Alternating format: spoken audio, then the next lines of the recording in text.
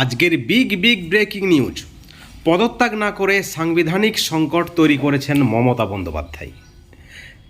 এবং যে খবর উঠে আসছে বিজেপি সূত্রে, এবার তৃণমূল দলকেই নিষিদ্ধ ঘোষণা করতে চলেছে নির্বাচন কমিশন। আপনারা জানেন, পশ্চিমবাংলায় যেমন তৃণমূল সব করতে পারে, কেন্দ্রে ঠিক একইভাবে মোদিও সব করতে পারে।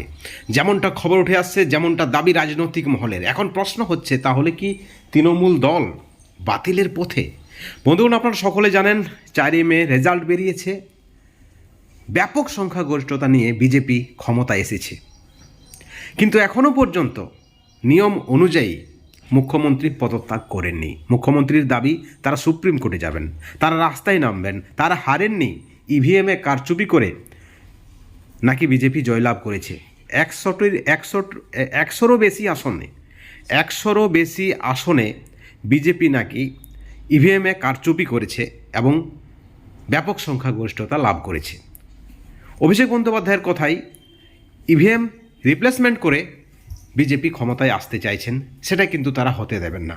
ইতিমধ্যেই ইন্ডিয়া জোটের শরিকরা গুরুত্বপূর্ণ বৈঠক বসতে চলেছে এবং মমতা বন্দ্যোপাধ্যায় রাস্তায় নামতে চলেছেন, প্রয়োজনে সুপ্রিম কোর্টে যাবেন, একেবারে ইঙ্গিত পরিষ্কার।